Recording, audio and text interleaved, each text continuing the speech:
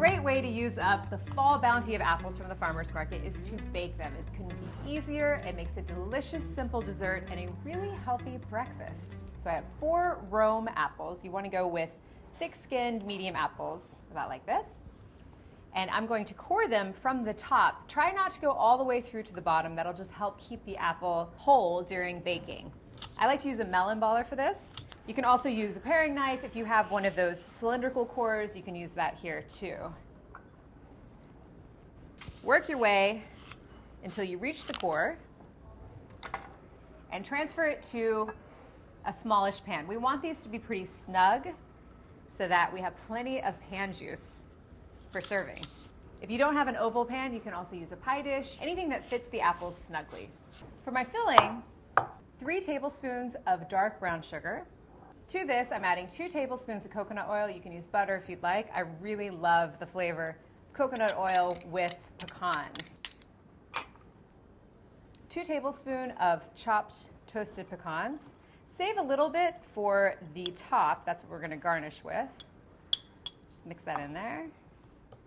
And then my favorite part, probably my favorite spice in the pantry, vanilla bean. I'm going to use half of one today. So make a small slit down half of a vanilla bean and then use the back side of a sharp knife to scrape out the seeds. The fresh vanilla bean adds a really, really pungent flavor. If you don't have fresh vanilla bean, you can substitute with vanilla extract. I would start with about 1/4 teaspoon and taste and see if you need to add more.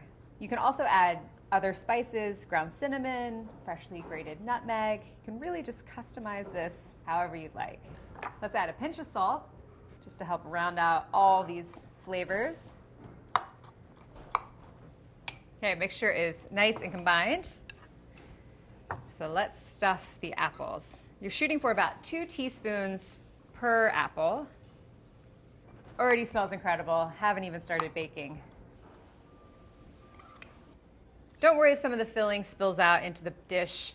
It will mingle with all the apple juices while it's baking, make a really, really nice pan sauce. Finishing touch, we'll sprinkle with a few reserved chopped pecans. Adds a really nice crunch, nice nutty flavor, heart-healthy fats, everything we love here at Eat Clean. Bake these at 375 degrees for about 45 minutes. Start checking at 30 minutes, depending on the size of your apple and the freshness.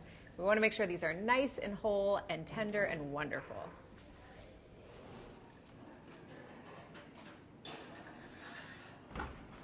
These smell delicious, beautiful color.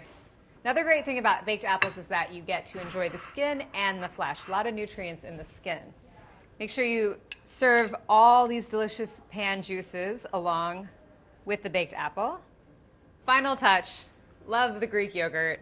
Nice amount of calcium, creaminess, especially if I'm enjoying these for breakfast. Yum, yum. Can't wait to try this. Looks gorgeous. The apple is perfectly tender, not mushy. It's a big bite. I'm gonna go for it though. Really tasty, a little bit sweet, a little bit coconutty, totally satisfying dessert, even better breakfast.